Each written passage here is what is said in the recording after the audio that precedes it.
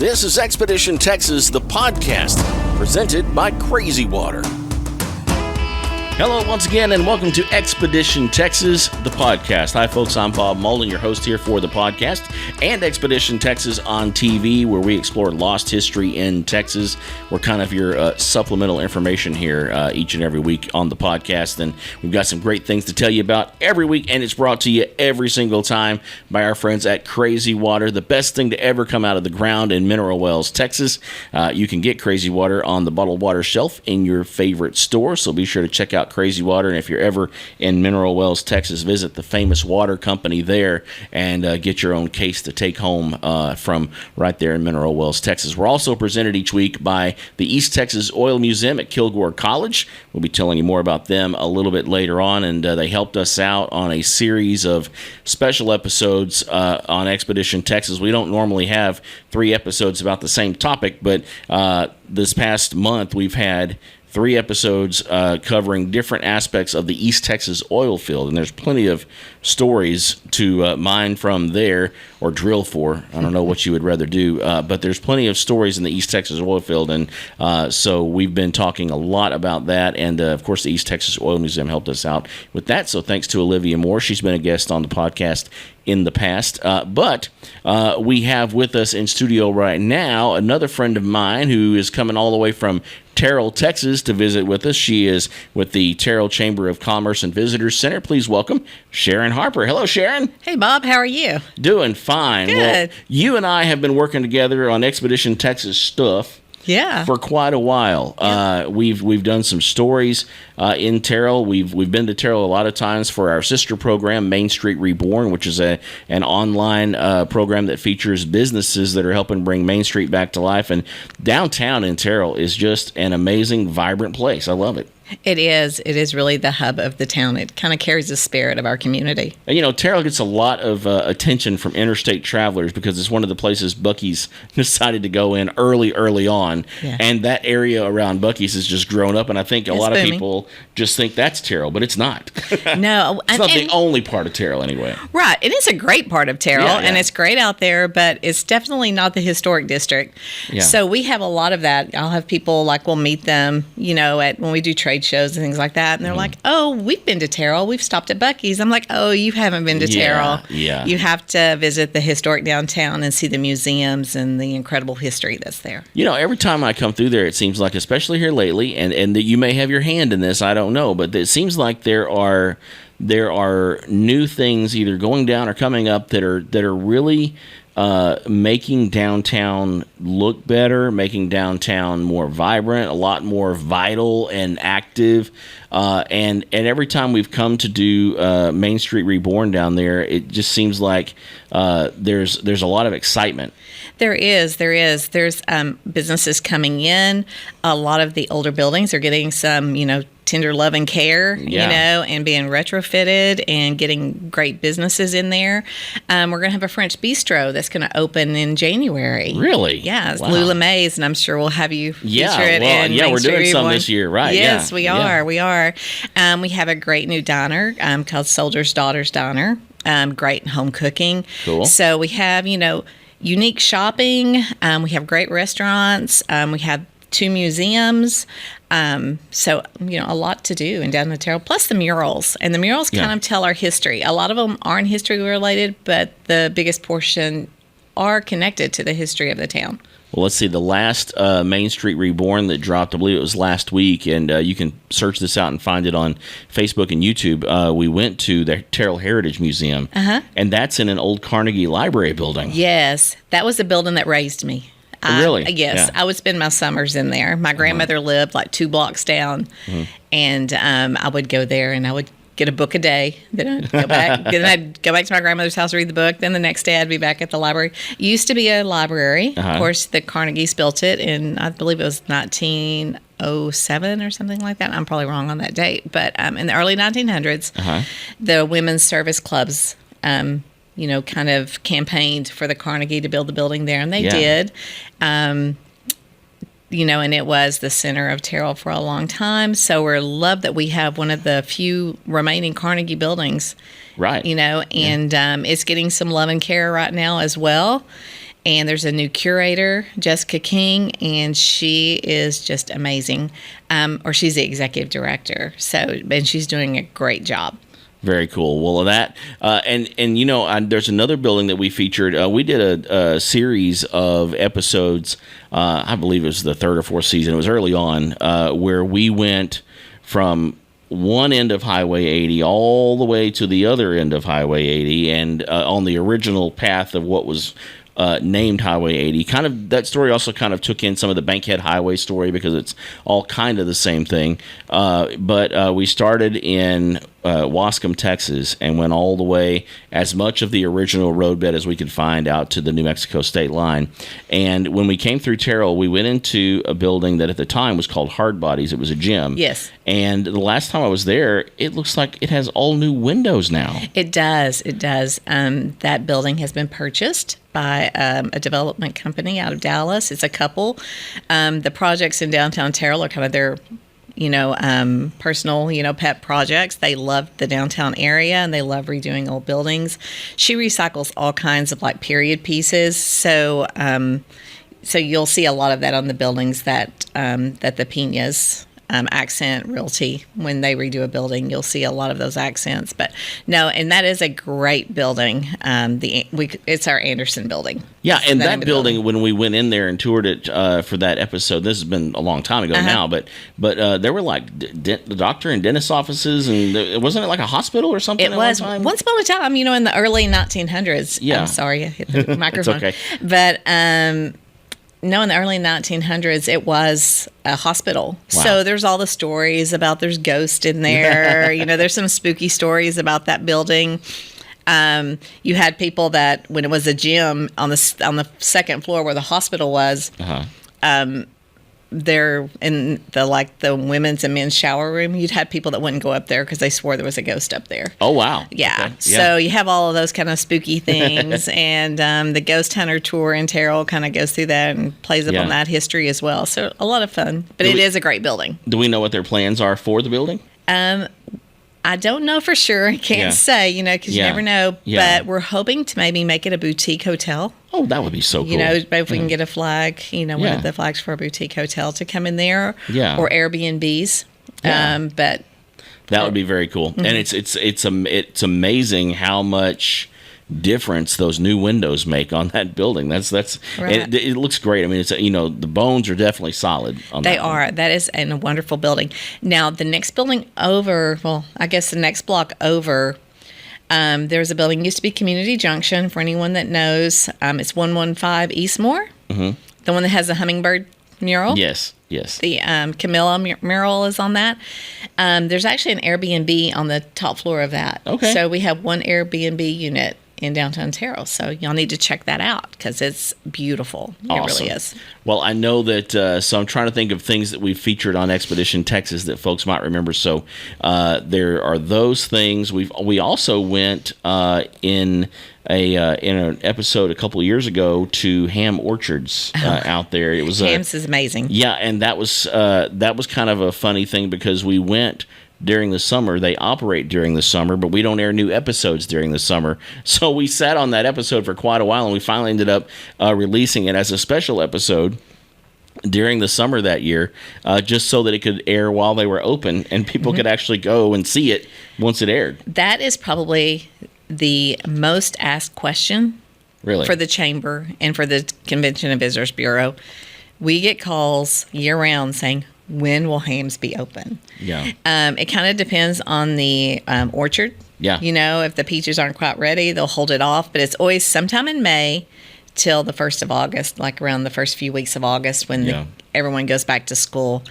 But they've added blackberries. They have all kinds of produce in there. It's an amazing little country store. And I want to get into kind of the main event part of that episode, which was the British Flight Training School. That is a very cool part of Terrell's history, and kind of give folks an idea of what exactly that is, and as much of the story as you can recall on that. Okay, so before the United States went into World War II, of course, Great Britain was under attack, and they were being, bombed almost every evening, and they had the blackouts and everything.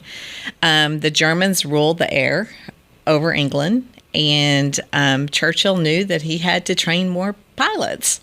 So they first went to Canada because, of course, that was part of the, Great Britain, United Kingdom. So they took the pilots to Canada, but they couldn't get all the flight hours they needed because of the weather. It was so cold. Oh, that's right. Yeah. So they started, but at that time, America did not want to get into the war at all.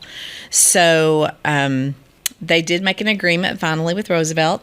They started looking for facilities, for places to have training schools in the southern United States. Okay.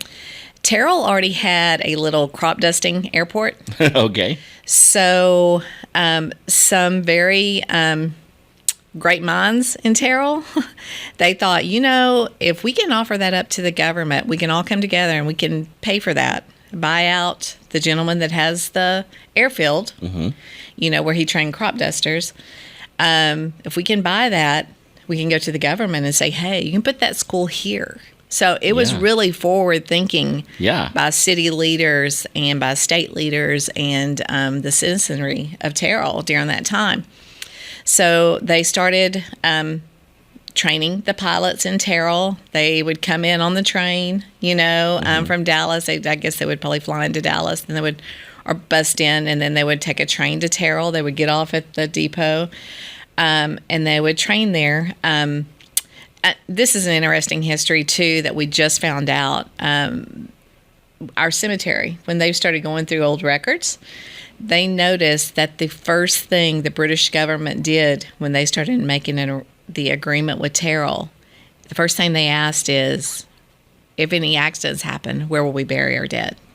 Oh, that makes sense. Yeah, so the first thing they did from the first course of action was to buy a portion of the, a little small lot in the Terrell Oakland Cemetery so that they'd have a place to enter, because they knew they were training pilots, right? They knew accidents were going to happen. Right. So it's kind of sad, but anyway, so they started training the pilots. The amazing part of that story, we were talking to the gentleman from the museum just 2 weeks ago, and they were like, what do you think's the most unique thing about the museum? And I'm like, it's unique that they came here and that they trained here, and it was such a success that they added 10 more schools throughout the Southwest. Okay. That's great. But what I really like to see and for people to talk about is how Terrell came to their aid, how Terrell took those young pilots. I mean, these boys were coming. They were 18, 19, 20. I mean, if they were 21, they were probably an old man, right? Right, yeah. Considered an old man learning to fly. They were young, and they were leaving the world that they knew. Yeah. That was in shambles. Can you imagine leaving your family over there and knowing that they're being bombed every night and then coming here and training? Yeah. Yeah. But they really did. They took them in. They would go to church with these families. They would, on Sundays, they'd go and have dinner with these families. And a lot of those guys ended up marrying girls from Terrell. So they would come back and marry their sweetheart, or their sweetheart would go to England and marry them. So there was a lot of families that are Brit American, during that time. So I think that's what's really unique and wonderful about that, is how Terrell really opened their arms to those young pilots that were coming in, and how hospitable the community is, and it still is. But they trained there, and then when another interesting thing about that school is, so this is all happening before the United States gets into the war. It's before Pearl Harbor. Yeah. And then Pearl Harbor happens, and all the men leave, because all the American men that were training, and, they went to war, right? So they had to call upon the women of Terrell, to do some of those jobs, like to do the trainer, the link trainer. So it's really, when you start looking at how the community all came in, my grandfather was a dispatcher. Really? During that time. That's awesome. Yeah, a lot of the men that weren't war age, that were older, they would dispatch. And so I guess it was because of all this, that's why there's a municipal, is that a municipal airport in Terrell? Yes, it is. And that's actually what built it. Okay. And now at that airport, there is also a museum. Yes, there is. Dedicated to this flight training school. And it's great. So, and they have the link trainer. Yeah. And they have a picture of the women that trained them. And there's also a book, if any of your listeners like to read, which I'm sure they do, if they like this program. It's called Girls of Flight City. It's a historical romance. So it's not a hard read. It's not one of those hard, history reads. Yeah. And they can get that, and they can get a little bit of the history of it. Of course, in the book, it's set in Terrence, Texas, but it's Terrell, Texas. They even describe the town, and it's kind of like, oh, yeah, you're talking about Terrell. But it's a historical romance based on that history. So it's a great read. I think the author's name is Lorraine Heath. But Girls of Flight City, highly recommend it.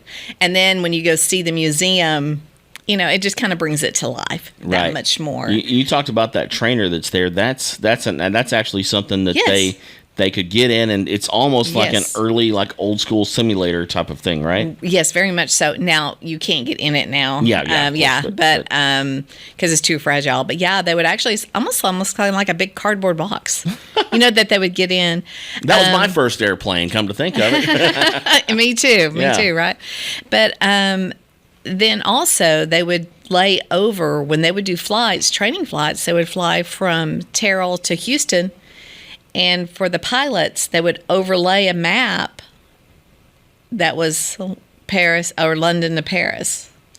Because it's almost it's almost the exact distance between London and Paris as it is from Terrell to Houston. So it's some exciting history. Was that the thing where where they're flying, because we did the story on the museum, but it's been a while since I've been there. Was that the same unit that also sort of charted their flight on an actual, some sort of layout of, like, I don't know if it was a map, but maybe some sort of layout that showed where they were going and all that? Yeah, so cool. Yeah, in the museum they actually have that. They have like like a North Texas kind of map, or from the northeastern side of Texas, and then they've overlaid Europe on top of it, because that's how they would train, so that they would know they're going from this part, they're taking off in the London area and they're going to this area or that. But they could do those same miles, like it could be from, like I said, from Terrell to Houston, or Terrell to Tyler, or what I mean. They could map out those distances. So that was really cool. I think everyone got a little creative in that training, and they had to train quickly. But we do have 19 cadets and 19 cadets and 2 instructors that are buried in Terrell. Okay. So another interesting history is that's actually British soil, because when soldiers are interred, yes, did I say that right? Yes. In a cemetery, that becomes their country's soil. Oh, okay. I see. So we have a little bit of Britain in Terrell. That's right. Interesting. I didn't. We had visited those graves originally, and I didn't know that. That's interesting. I didn't know that, though. That's cool. And this Sunday is Remembrance Day. So we have British Bash on Saturday from 11 to 4 in historic downtown Terrell to celebrate. Every year we have it. So I know this is going to air after that date, but we every year on the second Saturday we have British Bash, which celebrates that history, and we have some fun stuff. We even have a guy coming to exhibit cricket. So we're going to be playing cricket games in downtown Terrell. Who'd have thunk it? Yeah. But the next day is Remembrance Day, and there is a ceremony at the cemetery, at that lot at Oakland Cemetery. Awesome. Yeah, and there's usually British, someone from the British consulate is there. So awesome. So it's a really, really neat history, and it's, that's what I like about it. It's so unique. Yeah, it is, and it's something you can still go and see. There's so much that's preserved there at that museum. So definitely go by and check that out. Do you have a way that folks can get more information on museum hours and all that kind of thing? Yes, you could go on Google search and do #1 British Flying Training School Museum, and you can go to their website. You can go to terrelltexas.com, spell out Texas, or you can go to discoverterrell.com, and you can find all of that information. I do want to say something else, too, and you told me I could be long on these answers, right? Yes, absolutely, yeah. So I'm taking you up on that. No restraint on that at all right now. I'm very passionate about the VFTS Museum. It is just such a great little museum. It's totally a gem. But the some of the board chairman of the board, he actually went to England and he interviewed one of the cadets. Really? There's still a few cadets still living. Yeah, they're getting on up there though now, right? 99. I believe it's 98 or 99. But anyway, and their little video that they show to kind of tell the history before you tour the museum, he's actually in there doing the welcome. Oh, that's awesome. Yes, and he is the cutest thing. Absolutely. But, and another neat thing, too, this is a little personal because my grandfather was 6'5", and all of these British flyers were tiny. So I love to see the pictures of him when he was the dispatcher because I could always find him in the pictures because he's this huge man and and the pilots are all little. You can see him above the rest of the group. But anyway, it's great. Of course, go back to just how Terrell took them in and, even what Terrell experienced during that time. I mean, people don't think about it, but Townsend, Texas had to black out as well. Really? Yeah. So during that time, I don't know if it was just Terrell because they had the school and they were afraid if someone found out I don't know if that was the reason why, but Terrell would have to totally black out. Wow. And they would have wardens that would go around and make sure that everyone had their curtains pulled and that it was complete darkness. Wow. Yeah. I see that's part of it I didn't hear when we were there before. I learn something new every time we do this podcast. I love it. We're going to talk more about Terrell with Sharon from the Terrell Chamber of Commerce and Visitors Center here in just a little bit. Not only about some things that are history related, of course, which we'll do every time here on the podcast, but we're also going to get into some things that are coming up that you can be a part of in Terrell that are just around the corner. And of course, every year on Expedition Texas, we always we always promoted the big festivals and things like that. So I want to talk about those kind of things. What all is coming down the road? I want to talk a little bit about the railroad because that's just such a prominent part of Terrell, and just about any town that the railroad came through, that was what made the town. And so we want to go back and talk some of that deeper history about Terrell here in just a little bit. But first, let me tell you about our title sponsor here on Expedition Texas, the podcast. They are Crazy Water. The waters of mineral wells Texas have been making folks feel good for decades and decades, inside and out, since 1881.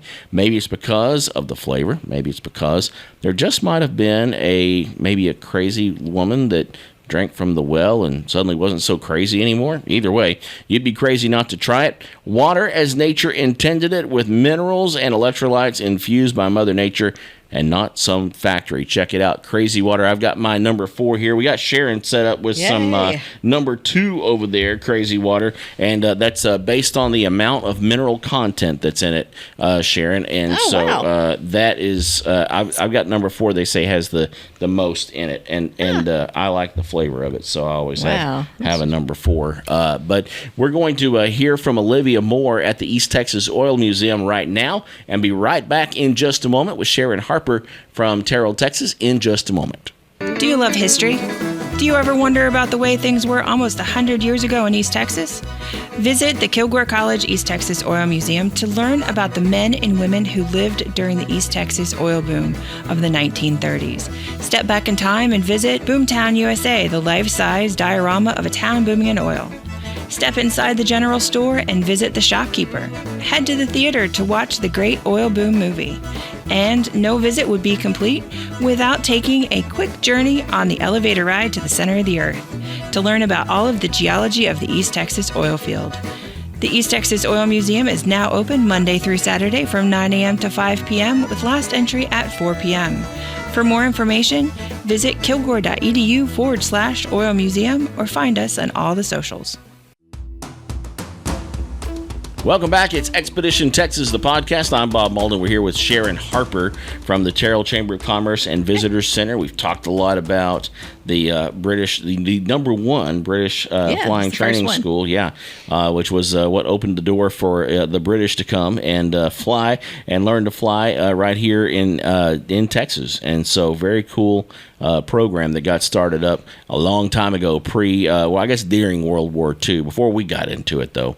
But there's a way that folks, especially if they like geocaching and doing all that they can learn more about Terrell's history today. Yes, it's a lot of fun. You just download the app, geocaching app, and you can. It's like a little game, a little scavenger hunt throughout Terrell. We have 12. We're hoping to add more, but right now we have 12, and it's just a neat way to kind of learn the history. And then we've got a really cool collectible coin that you get at the end. Oh, awesome. Yeah. Another little scavenger hunt thing is looking for all those murals downtown. Definitely. Tell me about the murals and the kind of the program to do that. The murals started, there was an art alliance that first started doing it, and they worked with the Terrell Heritage Society, and they just started painting. I guess you've got to paint. Yeah. Painting murals of some of the historic things from Terrell's past that people just really don't know about, like the first automobile ride in Texas, the first horseless carriage. The first trip was from Terrell to the State Fair of Texas. Colonel Green, who ran the Midland Railroad. So, people don't know that history. Mm-hmm. And so there's a mural that tells that story. Terrell had 3 theaters, 3 movie theaters during the silent era all the way through. And like nickel westerns and all of those, my parents still call them the show. So right. When you go to the show, they mean the movies. But anyway, we have a mural on the back of one of those theaters that kind of plays homage to that. Frank Ray, a famous artist that did Western Western art. That was what he did, and there is one there that celebrates his artwork. And if you look really close, that mural is called The Herd. And if you look really close to it, you'll see in the corner, you'll see an artist sitting down there painting with a parasol on top of it. So it's actually Frank Ray. He worked himself into his artwork. He worked it. Well, he didn't paint it, but of course, it came hours later. Years later. But anyway, that's awesome. That is that's one of the murals. We have a whole lot, and then we've got newer murals that like the Jamie Foxx mural. That's part of Terrell's history, right? Terrell, we have an Oscar winner. Jamie Foxx, yes. Oscar winner for what? Ray, wasn't it? That he won the Oscar? Yes, he won for Ray. It's amazing. He's a Terrell. So did you know him back when he was there? Oh, yeah, I knew when he was Eric Bishop, yes. Uh-huh. Yeah, he was a year younger than me. I hate to say that, but someone's younger than me. But, went to Terrell High School with him. He was the quarterback of the football team and all-around clown. He was entertaining everyone when we were young. And you'd have to be, because if you think about his early days in Living Color, he was hilarious. He's hilarious. Yeah, he really would. He would always keep us rolling. Yeah. But he was also so talented. I mean, he would play the piano. When he got the Oscar for playing Ray Charles, we were like, that's not a surprise. We always got Ray Charles and Stevie Wonder a whole lot. Oh, really? Piano. Yeah. So he would do Ray Charles and stuff. That's amazing that started that early. Yeah, he was real good at that, playing both of those early on. So wow. So he was a natural for that. He'd been practicing since he was a young child for that one. But he's extremely talented. I know a lot of it, because he's so funny and the comedian in him that it kind of hides the true talent, because he is a musician, and he can sing. So there's an act. So he's kind of a triple or quadruple threat there. Any other notable figures from Terrell, Texas that you can think of off the top of your head? Oh, I mean, he kind of takes the cake, but he really does as far as that. I mean, we've had some people that played sports and did a few other things, but he's probably the most notable. We have Randy Snow. He was a Paralympian, and there's a mural that celebrates his life as well. So some neat characters in Terrell's past. So. Definitely. Well, I want to go way, way, way back now, and talk about, because so many times when we have cities that we feature on Expedition Texas, and there's a train that comes through. Yeah. It'll shake you. Yeah. Oh yeah. But it's a part of, and I guess the people that are there every day, they sometimes kind of get tired of the train. But if they think about it, a lot of times the reason those cities are there and prosper as much as they do, and originally came to be, is because the railroad made the decision to come through there. How much does the railroad? reason I'm here is Really? because the railroad came through. Wait a minute. How does that happen? So tell me about the impact of the railroad on not just Terrell, now we're understanding, but also on Sharon Harper from Terrell. So let's talk about the railroad in Terrell, Texas. Yeah. No, my great-grandfather, his brother, came with the railroad company, hired him to come and open a general store.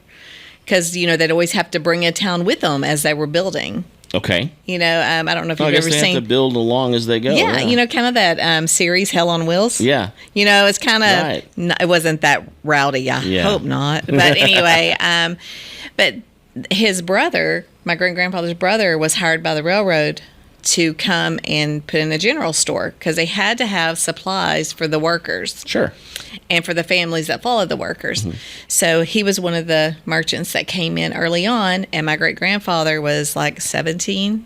And really? he followed his brother here. Yeah. Oh, and so from Tennessee. Yeah, and so, thus Sharon is here. Exactly.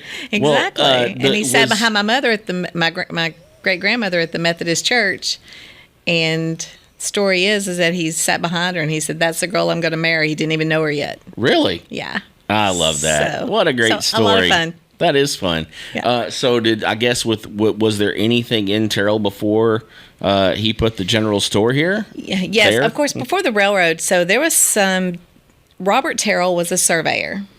And Robert Terrell was hired to survey the area from King's Fort, which is Kaufman. Okay. They called it the King's Fort area. So he was hired to come and survey that area of Texas around Kaufman County. And so he came, and then he surveyed it, and then he decided he liked the land. So I don't know how he obtained the land. I don't know if it was one of those you just stake claim and it's yours, or if he bought it. I'm not really sure how that worked. But anyway, he was the first settler in Terrell, and he built a roundhouse. Legend is that he built the roundhouse so that he could see Indians, you know what I mean, all the way around. Uh-huh.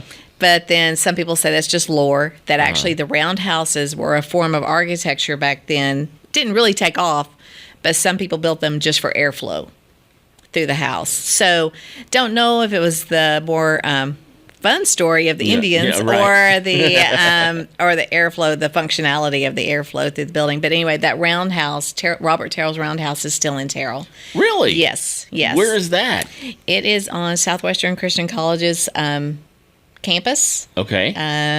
I'd have to look and see the address, but if you do our geo tour, or if you look at terrelltexas.com under historic buildings, you can see that, and it has a historical marker out in front of it. That's awesome. Yes, so it's still there. It needs a little bit of love, but it's still there, and you can see that building. It's really cool because it is an octagon. I mean, it's just it's really great. But no, the railroad it came through in 1873, but Robert Terrell, Mr. Nash, and there's one more, and I should probably remember his name, and I'm not having it right now, but there was three gentlemen. They all came together, they gathered money, and they took the money to, I believe, Seguin, and they paid the railroad to come through Terrell. Okay. They gave them the land, or they used that money to purchase the land, and then they gifted that land to the railroad so that the railroad would be insured to come through Terrell and to build a depot there.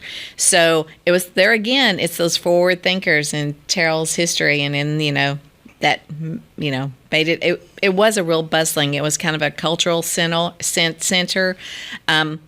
a lot of poets and artists, and people don't really realize that, because Dallas always got the attention. Yeah. But early on, Terrell was a hub, and it had everything that you needed from my grandparents and my parents at that time up through the 50s and 60s. Anything that you needed, you really didn't have to go anywhere.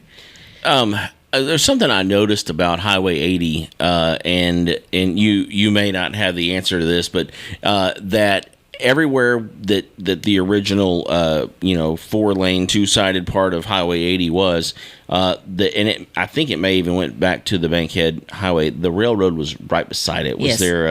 Was there a thought given to?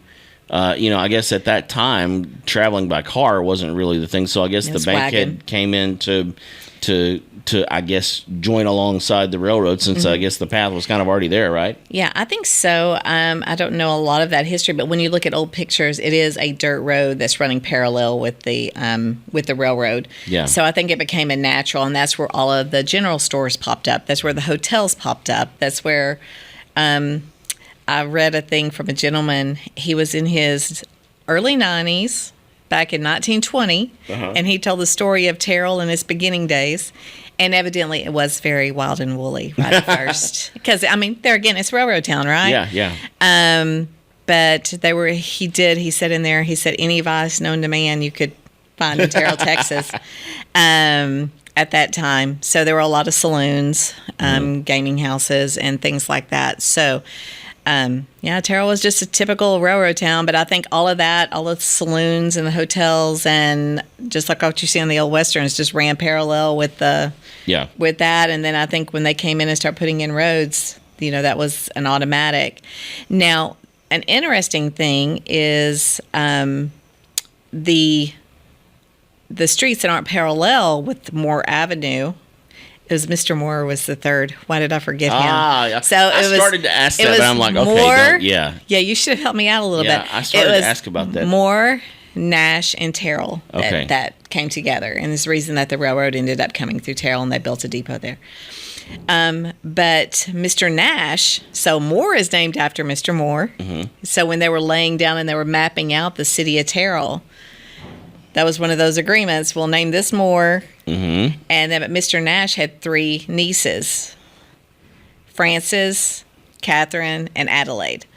So the ones that run, that intersect with Moore are Adelaide, Catherine, and Frances. I love it. How cool is that? Yeah. So, everybody got a little something. Those 3 men got a little bit of something. Of course, Mr. Terrell got Terrell named after him. So I guess they all got a little something to live on. Definitely. Way past them. Well, so the Highway 80 is still Highway 80 when it comes through Terrell. Of course, it is named Moore when it comes through Terrell, and then it goes on, and then basically what is named Highway 80 ends at I-30 in Dallas. But if you I have to give you a DVD later of that. We have a DVD where we did stop in Terrell. It was one of the earliest things we did, and we follow Highway 80 through all those towns where it went through. But it's called 80 Business or I-20 Business Route or whatever. It's not called 80 anymore. But it's cool that you guys still have an active, functioning part of it. It's still, I think, to me, that's cool. Because that's like Texas's Route 66. It is. It really is. And you guys have it right through, and definitely one of the more robust downtown areas along that route. Well, and what's cool is it's only going to get better. There's a lot of plans. Terrell has a lot of plans. Actually, they're looking. I don't know if it's going to actually work or not, because when you're working with the railroad is king, right? Mm-hmm. And so they think so anyway. But we're hoping to do quiet zones. We don't know if that will actually happen or not, but that would be really cool, especially for visitors and for businesses to have outside patios. And you guys have some cool buildings down there too that I've wanted to learn more about. There's one, I believe it's right by the Coal Mountain Steakhouse. There's an overpass that runs almost right on the building. That's the old water treatment plant. Old water treatment plant. Okay. Yeah. And that building is amazing. Of course, the building that the steakhouse is in is really cool. What would you say is probably your favorite that still exists old building in Terrell? Wow, that one's really hard. I like the Brin building. Okay. What's the story on that one? I don't know. Where is it? So give me some. Brin building is, let me see. It's Catherine. Mm-hmm. It's Catherine and Moore. It's the one that has the circus mural. Oh, okay. All right. Yes. And that mural tells the story of when the circus came through. I think it was in 1901. Mm-hmm. They said, I don't know how they got these numbers, but they said over 10,000 people, from all over would come in because Terrell was always a stop for the circus because of the railroad and the and the depot. So they would offload the animals and then they would do a parade through downtown Terrell. That's a lost art there. That's so cool. Yeah. So they would parade to where they were going to have, but not necessarily all those people went to the circus, but they all would come in.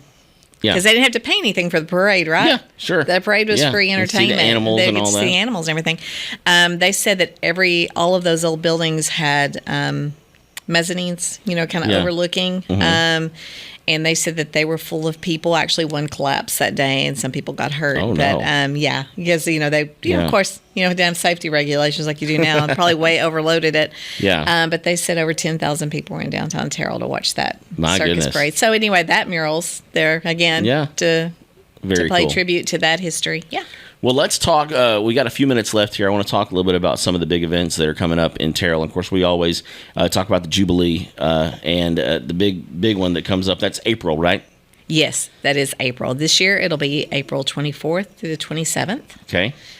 And that's a little bit of everything out there. There's like rides and vendors. It does. We actually have the same carnival company that does the State Fair of Texas. Really? Yes. Cool. It's Tally Amusement. So, as good as you can get with a carnival. Yeah.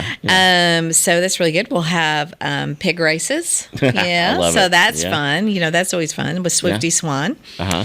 And then we have entertainment throughout the day. We have local artists and we have some, even from the Dallas area that come out and play.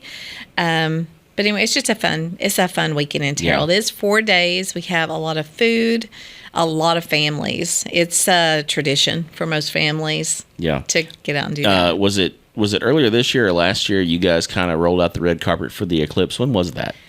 That was in April. That was this year, wasn't it? Yes, wow. it was. Well, it was April of 24. Yes. Yeah, we had a camera out there catching all the action, and they kind of got some video of me. Yeah. Yeah. Cool. All right. Well, I was singing way too loud. Oh, so, okay. Yeah. we had dueling pianos. Well, I had also there's Jeff Miller. I think you sent him up through a scuttle hole on a building. I did. That was the hummingbird. He showed me. Was that? He showed me like where he went through, and I'm like, wow, that's dedication right there. Yeah, and you don't need to tell anyone where that is because that's the actual building that has the Airbnb unit. So I don't want people coming and visiting and going up through the scuttle hole. Yeah. Yes. So we need to keep that a secret. Forget y'all heard that. So anyway, this I believe is going to drop on November 20th. So let's talk about from there on what you guys have going on the rest of the year in Terrell. So of course Christmas is a big deal in Terrell. We are going to have the tour of homes the first weekend in December. The Social Science Club does that. This year on the tour is the Warren Mansion. It's just been redone. It has new owners, and they are ready to show off their home. Ooh. It is absolutely breathtaking. So I would highly recommend coming to Terrell on the 7th and doing the tour of homes because definitely the Warren Mansion is a must-see. Awesome. And then there's also other really great houses that are on the tour. I can't remember off the top, but as soon as they said the Warren Mansion, I was like, I'm there. Yeah. Yeah. So, and she's actually, the family that bought the Warren Mansion is the same family that's doing the French Bistro in downtown. Well, there you go. So, yeah. Awesome. So they're really integrating themselves into plugging right into Terrell. Yeah, that's great. they really are. So we're really excited about that. So we have the tour of homes on the 7th. On the 13th of December, we have Christmas in downtown Terrell. That Friday evening, we're going to have our city tree lighting, a lot of free events for kids. So if you kind of live in that area or you want to drive out that evening, we're going to have a lot for families to do, and then have an old, small town tree lighting ceremony with elementary choir singing and nothing sophisticated, just small town charm, right? Yeah.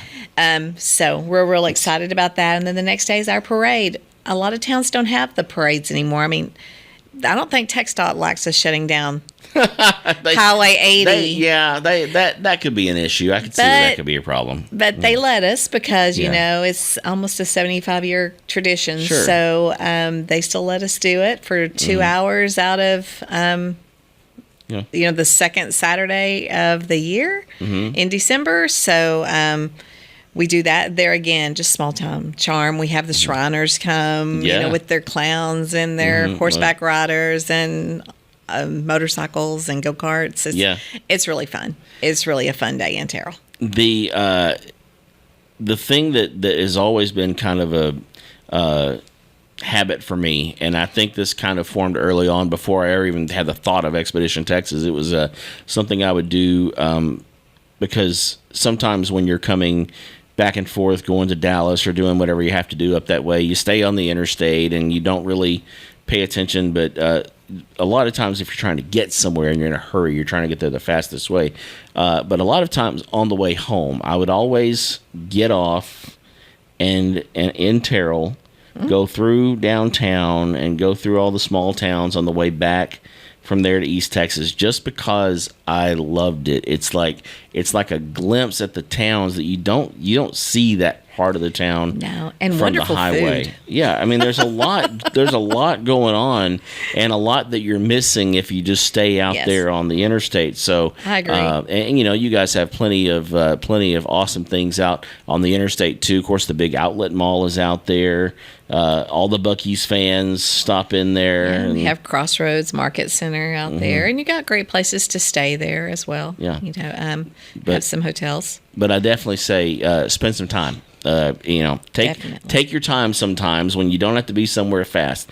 Take your time and enjoy the roads, enjoy the town, especially towns like Terrell. And what's the best way for folks to get information on all the events and all the things coming up, maybe even how to be a part of all the great things going on in downtown Terrell? How do folks do that? Okay, highly suggest to follow us on social media. Okay. You discover Terrell, Facebook and Instagram. Also, Historic Downtown Terrell, Facebook and Instagram.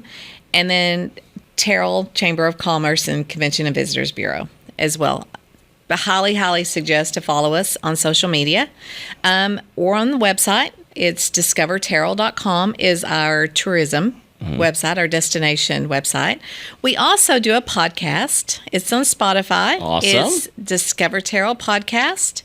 So they can hear that. That comes out we only do it monthly. It comes out the first of the month, and we showcase like it was BFTS because of all the stuff going on in November there.